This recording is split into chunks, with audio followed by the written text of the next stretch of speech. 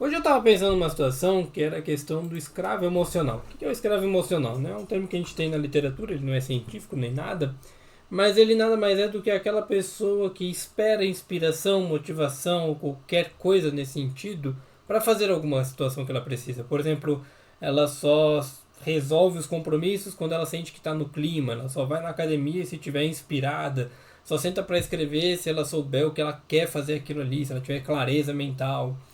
E o escravo emocional é essa pessoa que ela só funciona quando as emoções estão alinhadas. Ela não funciona porque ela precisa fazer. Ela não funciona porque ela quer fazer aquilo de fato.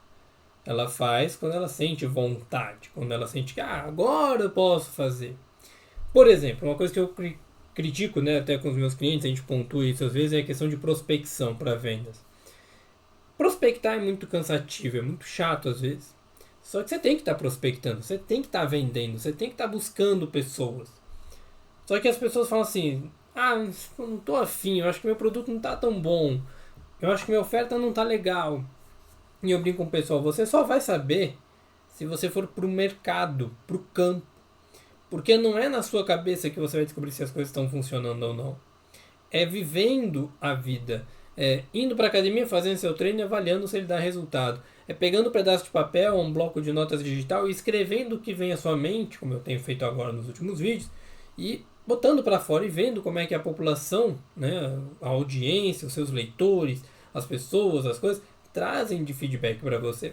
O escravo emocional, ele é isso, ele é uma pessoa que funciona apenas mediante a própria vontade. Só estuda se está concentrada, só cumpre as promessas quando está animada para isso. E aí tem um livro, que está até ali atrás, que ele é sobre força de vontade, que o autor ele traz muito essa ideia de que assim, o comportamento de autocontrole, autodisciplina e tudo mais, essa questão do fazer as coisas, ele é um comportamento treinável. Esse é um livro bem antigo, 2012, se eu não me engano. A gente já falava um pouco disso, mas pós 2012 a gente fala mais, né, de você consegue treinar as habilidades que você tem. A gente precisa resgatar um pouquinho disso. Força de vontade, ela esgota, obviamente, mas ela também treina.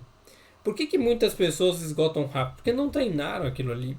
E aí eu estava vendo um estudo que ele falava bem assim: as pessoas obesas, elas têm uma parte da amígdala, não é bem da amígdala, uma parte à frente da amígdala, que é junção ali do córtex pré-frontal e tal, que está responsável por essa questão do autocontrole.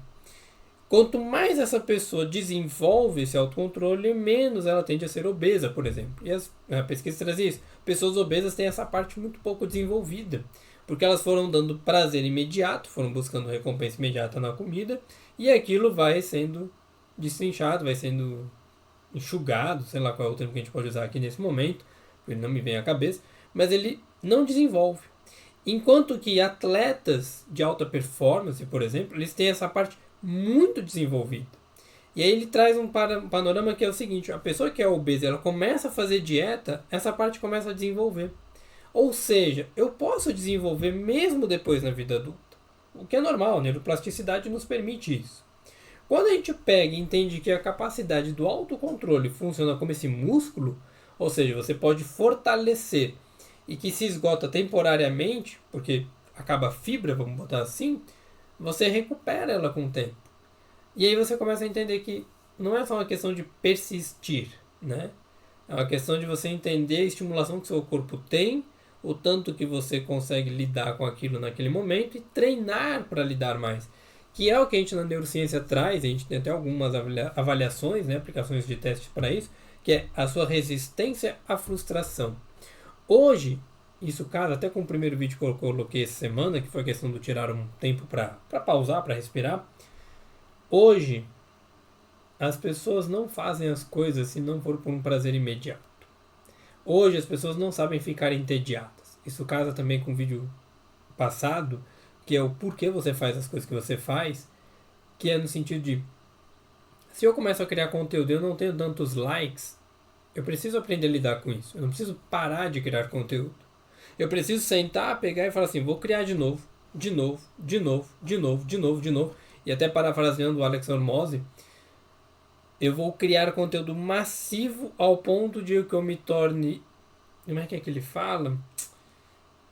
que não tenha como as pessoas não te notarem e que o sucesso não te alcance. Não, que você não alcance o sucesso ou coisa nesse sentido. Que é justamente isso. O Gary Vee também falava algo nesse sentido sobre você criar conteúdo até você chegar onde você quer.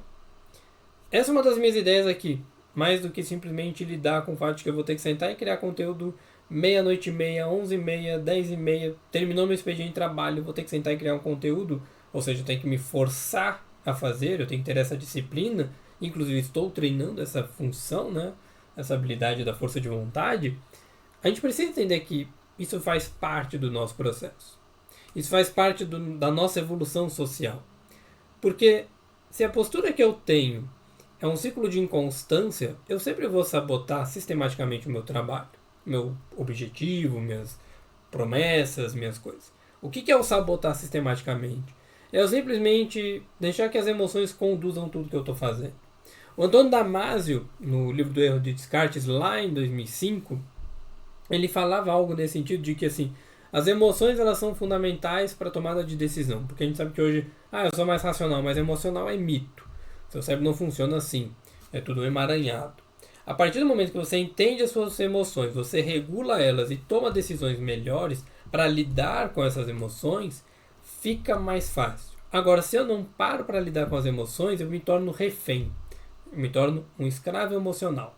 E isso compromete toda a minha capacidade de desenvolvimento, de planejamento de longo prazo, de função executiva associada ao córtex pré-frontal, nessa parte aqui, que é, eu preciso fazer isto para alcançar aquilo que eu quero.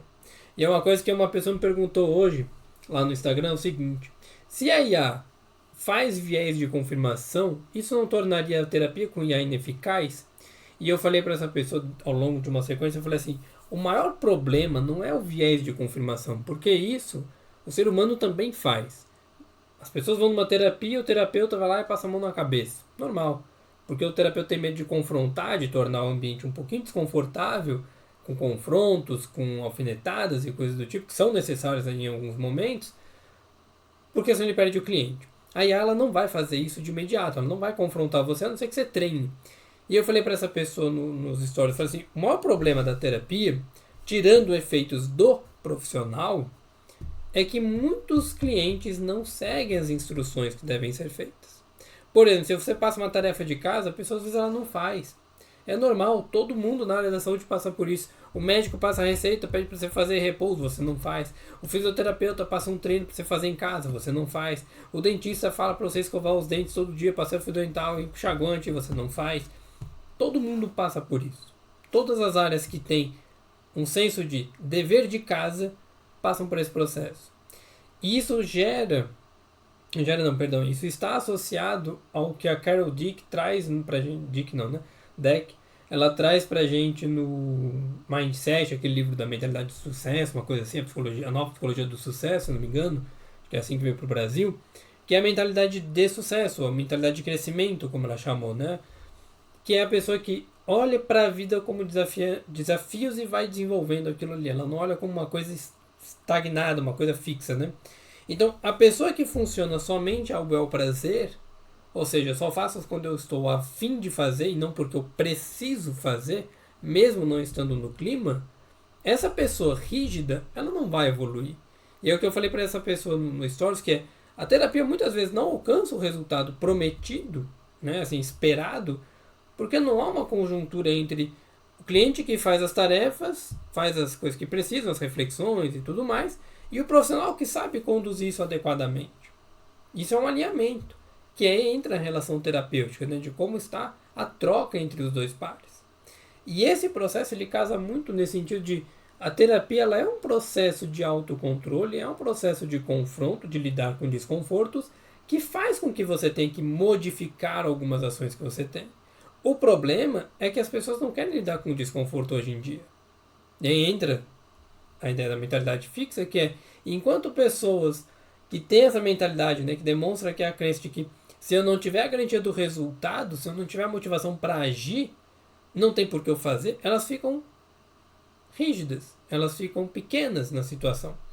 Ao contrário das pessoas que têm uma mentalidade de crescimento, que é compreende que o esforço persistente, independente do seu estado emocional ou das suas vontades, é o verdadeiro caminho para que ela possa alcançar o que ela busca, né? O que ela está querendo ali naquele momento.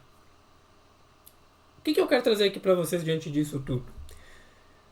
Se você parar para ficar preso à simples vontade que você tem de fazer ou não algo, você não desenvolve a sua inteligência emocional.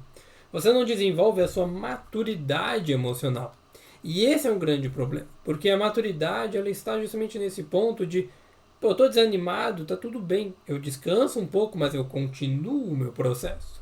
Tem um autor, que eu não vou lembrar agora o nome dele, ele tem um livro que se chama Hábitos Elásticos. Não tem no Brasil, é só lá fora, mas se você colocar esse termo, você vai identificar ele. E ele fala da flexibilidade de comportamento. Então eu tenho que ter um mínimo, um médio e um máximo. E aí tem variações para esses nomes, né, na literatura. O mínimo é do tipo assim, se eu estou no meu pior dia, eu tenho que ler pelo menos 5 páginas. Esse é o meu mínimo. O médio é ler 10 páginas e o máximo é ler 15, 20. O máximo é, cara, eu estou muito motivado, estou empolgado, hoje pô, deu tudo certo, vou ler 20 páginas. Quando você estabelece esses 3 polos, esses 3 pontos, perdão, você está forçando o teu sistema a se manter. E é o que eu ensino para os meus clientes em terapia, que eu falo assim, você quer começar um comportamento, estabelece o mínimo, o médio e o máximo. Você não vai estourar o máximo e não vai fazer abaixo do mínimo. Você vai flutuar, né? Você vai transitar entre esses 3 pontos, de acordo com o seu estado emocional. E aí eu brinco com eles que o pior dia é quando as pessoas que você mais ama morreram. Você tem um enterro. E aí você vai lá. É o pior dia, mas você faz aquele comportamento. Normalmente é um exemplo. Ele é para ser drástico, ele é para ser didático, para você entender que o pior dia da sua vida, às vezes é bom você manter o mínimo do que você faz, para te manter regulado. E no melhor dia, você ganha na Mega Sena, você está faturando milhões, está tudo bem, casou, teve filho, tal, pá. Faz o máximo. Normalmente, exemplo didático. Exageros fazem parte da didática. Se eu tenho essa configuração onde eu posso flutuar entre esses pontos, eu consigo ter mais liberdade. Eu não me torno um escravo das minhas emoções. No livro dessa questão da força de vontade, né, o autor ele argumenta que a força de vontade ela se assemelha a um músculo, como eu falei aqui anteriormente. E quanto mais você treina, mais forte ela fica. Ela se desenvolve com prática consistente e deliberada, ou seja, intencional. Ela não depende de sentir-se bem, ela depende de você fazer. Quanto mais você faz, a neuroplasticidade vai realizando o seu trabalho automático de mudança. Você pode não perceber ela agora, mas ela acontece lá na frente. E aí você vai desenvolvendo todo esse processo. Então a minha ideia aqui com vocês é que você possa parar um pouquinho e justamente entender que nem sempre você vai estar no melhor dia para fazer as coisas. Mas continue fazendo. Continue executando. Continue persistindo. Ah, mas não faz sentido, Rafael, eu não estou me sentindo bem fazendo. Eu sei, mas se essa atividade, esse comportamento está relacionado ao tipo de vida que você almeja, ao tipo de pessoa que você quer se tornar, continua fazendo. Só para a gente fechar, esses vídeos, esse é o terceiro de uma leva, se eu não me engano, o quarto. Uma pessoa me perguntou hoje assim, por que você está postando 2 Reels por dia? É para captar mais cliente? Eu falei, quem dera. Quem dera o Reels desse cliente. Não dá mais. Não é assim que funciona. Mas é para eu me desafiar. É para eu me desenvolver. Como eu falei no comecinho, assentar todo dia aqui e gravar um pouquinho. Terminou o expediente? Eu falo para os meus, não, porque terminou o expediente, estou cansado e tal, não sei o que. Não, terminou? Vai lá e grava. Posta. Não tem problema. Faz. E eu quero te convidar a isso. Às vezes você vai estar num dia cansado, eu sei. Todos nós temos esse dia. Mas faz.